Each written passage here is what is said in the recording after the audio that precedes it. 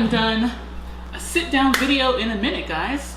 What's up, guys? Welcome back to my channel. It's Naja Nicole here, and I'm back with another video. So today, as you can see, this is a bit more of a formal video, sit down, chit chat. It is super sunny in Chicago right now. I don't even need my ring light, so this is perfect. If you guys don't know, right now I am doing my summer cut for summer 2022, Snatch for Summer challenge. Okay, ladies, but as you can see, the video this week is not a week in my life vlog. I know I said in my last video that I was going to do weekly vlogs every single week, but your girl got sick week 2 of her cut and I was dying. Okay, I could not pick up the camera. I literally looked dead on the camera. So I thought I would just switch it up a little bit and kind of do what I did last year, where I kind of give you guys some tips and tricks on what to do with weight loss. So in this video, we're going to talk about the 101 basics for a cut. And cutting is basically a weight loss phase. I know a lot of people get confused with the terminology, but the cutting, bulking terminology is basically what people use in the bodybuilding realm, and it's kind of gotten normalized over time with social media and whatnot. We're gonna talk through my top tips to help you get started in a cut. If you're a beginner and you have no idea how to start, you've probably gone on several different diets, you know, keto, you've probably done 75 hard, and you're just not seeing the results that you want. So I personally have been through 3 different cuts in my life that I've organized myself. I've researched and figured out different tips and tricks to help me to cut down my weight. And I do want to put in a disclaimer here, I am not a personal trainer, I am not a dietitian, I am not a professional in any way. Your girl is just a normal girl living the health and fitness lifestyle, and I feel like that's helpful sometimes for some people that also, you know, don't really have the means or the money to get those things yet, and they just want to figure out how to do it on their own, because it's definitely possible, okay? So yeah, if you find that you're in a little bit more of a time crunch, like you're working towards some type of competition, if you're a bodybuilder or something like that, or you really want to get fit for some type of photo shoot, then you know, this might not be the video for you. You might just need to go out and find professionals to guide you through this, to, you know, get you through that crunch time. But if you're one of my balance queens and you want to do this thing on your own, then let's continue. So to start off, step 1, whenever you're thinking about going into a weight loss phase, you really need to determine your why. So why do you want to lose weight? Is it a summer goal? Are you working towards something? Are you actually in a place in your life right now that you can be disciplined enough to do so? And does it actually fit into your schedule to commit the time that you need to a cut? Because honestly, the biggest thing, I know it's being preached all over social media, but the number one thing that you need to do in order to make any type of lifestyle change is discipline. Okay, you can't wake up and try to replicate these that girl videos and that girl routines all every day of your life. Like, you have to have the discipline to get up when you feel like you don't want to do something, be in that mental state where you can just get up and get in that routine and just be mindless with it, because this takes time. Those flat tummy teas, they don't work. The waist trainers, they don't work. Like, stop falling for these fads, guys. You have to commit yourself and be disciplined to this plan that you're going to create for yourself. And that brings me into step 2, is to commit to an actual schedule, an actual workout plan that fits within your daily life. So what workouts are you going to be doing? Are you going to be doing weight training? Are you going to be doing strictly cardio, boxing, Pilates? Like, what stuff do you enjoy that you know that you can get up every morning and go to and not feel like you're doing a chore or anything like that? Like, you actually, you know, like the workouts that you do. Then once you find that, then you can figure out how to place that into your schedule. If you work a 9 to 5 like me and you have to fit that into your daily routine, or if you go to school and you have a bunch of classes, when are you going to specifically block off the time to get your workouts in? And how long will this cutting period be? Okay, don't believe the hype that you can just lose 20 pounds in 4 weeks. It's just not gonna happen. It's just not gonna work for the typical average person. Typically, you'll see that a cutting period is going to be 8 to 16 weeks, depending on your goal. Typically, a normal person will lose about 0.8 to 1 pound per week. And sometimes that fluctuates. Sometimes you maybe have a busy week and you can't make a workout, or sometimes you might miss a meal, you might cheat a little bit. You have to also consider that end into your plan. You know, what is realistic for you? Because guys, things happen, okay? Things get thrown at you from left to right, and you might get thrown off one week, you might fall off your diet one week, your pounds might fluctuate a lot one week. So you have to factor in room for error sometimes, guys, because not everything is going to go perfectly. It's going to just come down to, are you going to stay disciplined to stay on your plan for at least 2 to 3 months? Because I'll tell you right now, those first 2 to 3 weeks, those are the hardest ones, guys. And those are the ones that people always lose motivation, and they always are like watching the scale and they're like, why am I not losing weight? Why am I only losing 1 to 2 pounds? You only did this for 2 weeks, hello? You need a lot more time and commitment to actually see any results. Typically for me, when I started out, the best schedule for me was to at least start out with 3 days a week of a workout and just gradually increase that over time where my schedule allows it, because you can't just go in full throttle. A lot of people get burned out easily. A lot of people, you know, get very discouraged if they can't do it as perfect as possible. And I always tell my friends, I always tell people that ask me, you know, how did I lose the weight, is you gotta start off slow, like slow and steady, get into the groove, get into the routine, and you'll be Gucci. All right, moving on to step 3. Step 3 is honestly, guys, probably the most important step of this entire weight loss thing, cutting, whatnot, and it's always the part that people get wrong, and that's your diet. So when it comes to dieting, there's so many different myths out there about, you know, this is the best diet for weight loss. And honestly, guys, whenever a new diet comes out or diet plan, all that it's telling you to do is eat in a caloric deficit. And what that is how you lose weight. Basically, it's that whole calculation of, hey, this is where my body likes to sit at the weight that I'm at right now today. And if I want to lose weight, I'm going to have less calories entering my body than what I burn on the daily. So you can achieve that in a multitude of ways, guys. There's keto diets out there. There's this and this and that. But a lot of the times when you do those crash diets, you fall off easier because you're limiting yourself. You're not allowing yourself to eat food that's enjoyable to you, so you're basically feeling like you're punishing yourself throughout the entire weight loss cutting journey. My recommendation is to do macro counting or flexible dieting, where you still eat the foods that you like, but you monitor the actual calories that you're eating daily so that you know that you're not overeating on certain foods that are higher in calories and not eating foods that can actually sustain the caloric deficit that you need to lose weight. So disclaimer here as well, if you have a very bad relationship with food, macro counting is going to be a little bit harder for you because you're tracking your food to the T, to the calorie on the dot, the macro on the dot. And a lot of times that can mess with people's mentality and relationship with food. So if you find that you're very sensitive to that, then that's definitely where I would personally seek a dietitian's help, or professional help, like something like that. Like, you can't just try to figure that out on your own. You have to seek a little bit more professional help. But if you actually understand how to balance your lifestyle and not punish yourself if you don't make your goals one day or the other, then this could actually work for you. So what you're going to do first is log on to some type of macro calculator. I'll write my favorite one here. But basically what that does is gives you an estimate based on your height, weight, age, and your activity level daily. How many times you go to the gym. If you have more of a sedentary job like me, I sit at a desk all day, that all factors into your calorie deficit calculation. And also what you need here is an actual meal tracking system. So you can do it the old school way and have like a food diary, whatnot.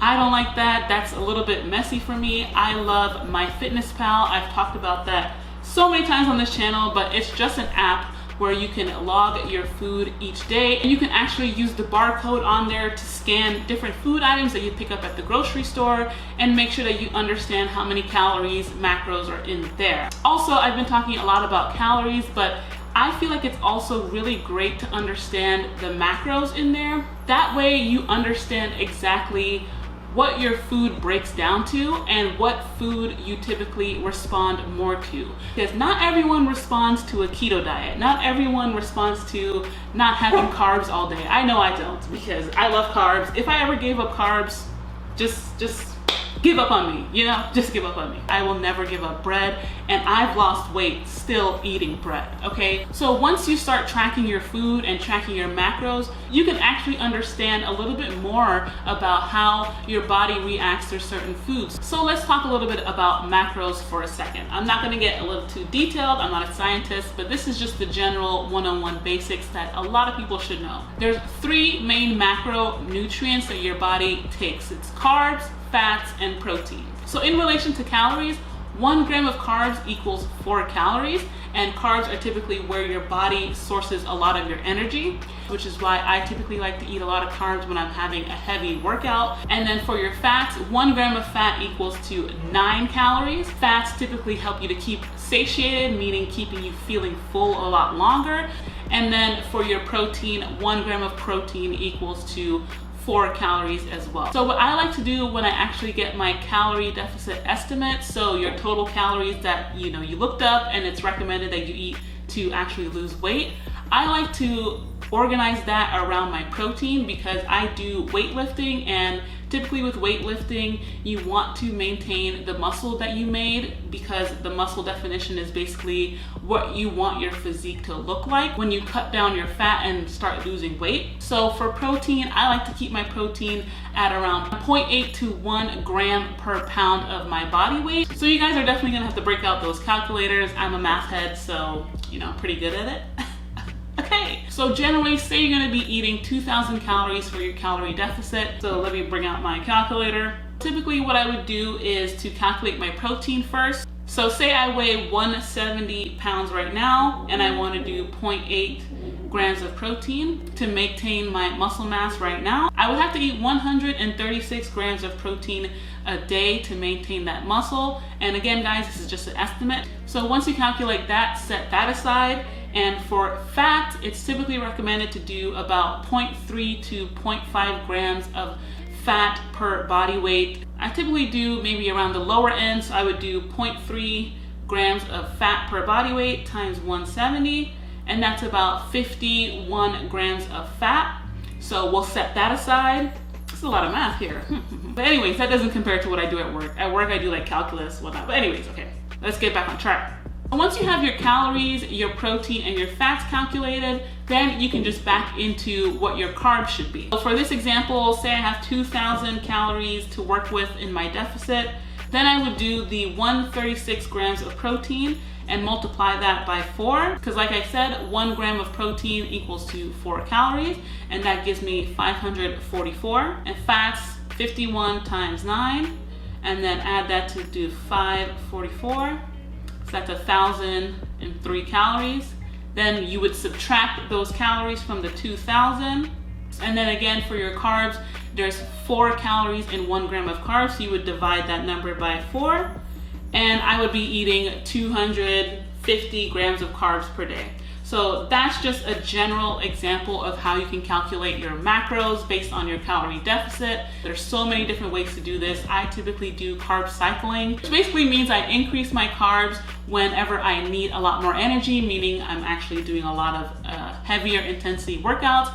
And for my lower intensity workouts, I would reduce my carbs and increase my fats. And a lot of times with that calculation that I just showed before, it's easy to, move things around and just recalculate your macros and keep your calories the same because you want to maintain that calorie deficit. Then once you have that laid out, then you can go into MyFitnessPal and log your food every day and make sure that you're hitting those calorie and macro goals. And another big tip for me when dieting as well is to pre-plan my meals. So I pre-plan my meals for the day the night before I eat them. The next day you can just wake up and eat what you're supposed to. You'll really limit the risk of missing those macro goals when you have it pre-planned. Typically I usually pick out probably 3 different recipes that I like for the meals of the day. So breakfast, I'll pick 3 different meals that I can make during my cutting phase that I know are going to help me to hit my macro goals. So, you know, a lot of times people try to do these fancy recipes and they go on TikTok and save all these crazy like low carb recipes, and they don't really taste the way that you want them to. I find that the best way to stick to a diet that you'll actually enjoy is to just look at what you eat today and just figure out lower calorie substitutes for certain meals. So say that you're eating pancakes and eggs for breakfast. Replace that Aunt Jemima, put in some Kodiak cake, some Walden Farms sugar-free syrup, and you're good, okay? So that is also key for beginners as well, so that you don't feel like you're just eating cardboard and eggs every single day and you hate your life. You're just like struggling to even enjoy looking forward to a meal. Just find those replacement things that can actually have the meals that you eat today to be lower calorie and within your calorie deficit. But yeah, if you guys want me to make a whole video on different food swaps that you can do, then just let me know, leave it in the comments below. All right, okay, step 4. So now you've got your workouts done, you have your meal plan done, and now you're just getting into the groove, into the routine. What I'm going to recommend next is that you guys make sure that you monitor your progress. So this is where a lot of people just only monitor their weight, and they get very discouraged because maybe their weight fluctuates one week and it goes down the next week and then it fluctuates again, and you're just like, what's going on? But what I recommend you guys to do is just have multiple different data points that you can look back at to make sure that you're putting into perspective how your body is changing during this weight loss phase. So typically for me, I focus on how my weight is changing every day. I focus on taking progress pictures to see how my body is changing every day. And also I try to look out for different signs of maybe my clothes is fitting a little bit differently. Those type of things are key to monitor. Make sure that on average you are losing the weight that you want to. And this can also be helpful to monitor whether or not you're hitting a plateau. So a lot of times people will get into that plateau phase of not losing any more weight. If maybe your macro estimate at the beginning was not as accurate, you probably thought that you were in a calorie deficit, but after a while of tracking and seeing how your weight is fluctuating, maybe you're just staying stagnant, and you might have to readjust your macros or increase cardio in order to lose more weight over time. And also, I find it to be really helpful to track your workouts and your progress in the gym if you want to make it a little bit more exciting for you, because if you think about this whole idea of weight loss, getting fit, getting healthy, it's all about becoming a better you. So if you're in the gym and you're just doing the same routine workouts every day, but you're not looking at how much stronger physically you're getting or how much, endurance you're building in yourself, you're going to lose the passion for it. And I always find that if you focus a little bit too much on the results of any type of weight loss journey you're on, then it's easier for you to fall off because you'll lose the motivation over time. But if you start to actually enjoy your workouts and start to look forward to it, you find that you just fall in love with the process of losing weight than just using it as a chore every day. Are you increasing your weight every week? Are you doing better reps? Do the sets feel a little bit easier? Like, how are you improving? A lot of times that will give you that oomph and that push to keep going, especially if you start to feel burnt out.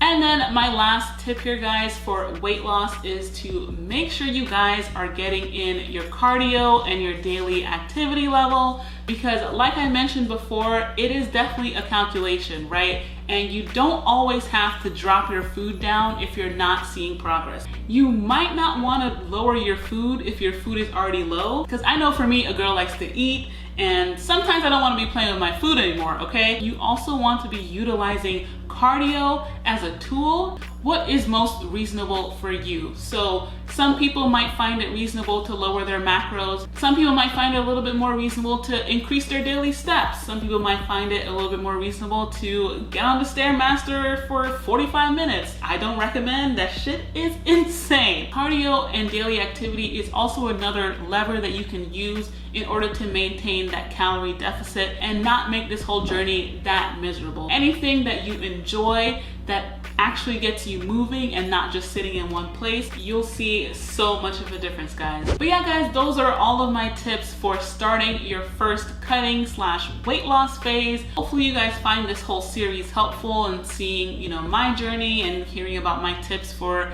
what worked for me. Next week, I'll definitely be doing another weekly vlog so you can actually see what I do in my day-to-day. Follow along, you know, maybe watch me while you're on the treadmill, you know, get some motivation. Anyways, hopefully you guys liked this video. If you did, please leave a like, comment, and subscribe to my channel. And I'll see you next week in the next one. Bye.